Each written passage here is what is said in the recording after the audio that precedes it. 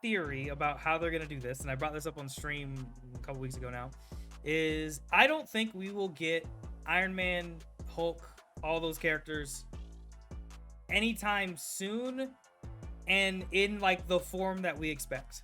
I anticipate them doing what they do like with Marvel Comics, where they have like special covers where it's Goofy as Iron Man or where it's Mickey as so-and-so. I think that you'll get that first as a means to test the waters, because they don't want to have the Marvel characters take over the game. Because the instant you throw in all the Marvel characters, that's all Timmy and Tommy is playing, right? They're only playing those characters, buck everybody else, which is valid. I get that. But I think like to test the waters, they'll probably do like, okay, cool, so now we're gonna do this thing where like the House of Mouse is actually the Avengers, so we're gonna do them all up in like an Avengers garb, and then we're gonna have like all the villains in like Dark Avenger stuff, or like Thunderbolts, or some superhero team, and like introduce like different items that might be from, like, you might have the Infinity Gauntlet and it's drawn in like some kind of way, and do it like that way and see like how much of the game is this gonna take over. Because I think they could do the same thing with Star Wars, right? Because if you go to like Disney World and Land, there's all kinds of like random stuff where you see Mickey like battling out with some character that is not within his normal wheelhouse, right?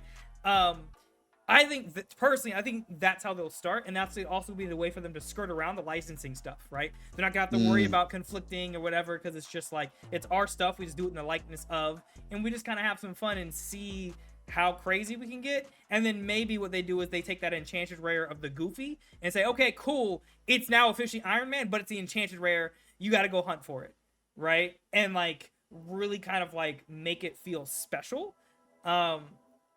I think that that's how they would start, because that might make the most sense. Because I've also seen people being uncomfortable with the idea of like Vader banishing and not, no, he's just force choking so-and-so and you just killed, you know, you just took out like Lilo.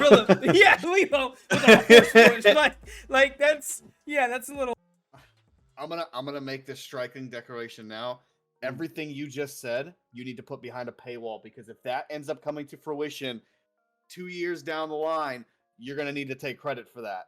Because I honestly didn't even think of that, and I think it's a brilliant idea. I really do. Because like you said, it kind of plays on, like Farley was saying, both demographics of adults and kids, right? Because kids still get their Mickey, but then we, as the adults, get our Vader or get our Stormtrooper or whoever.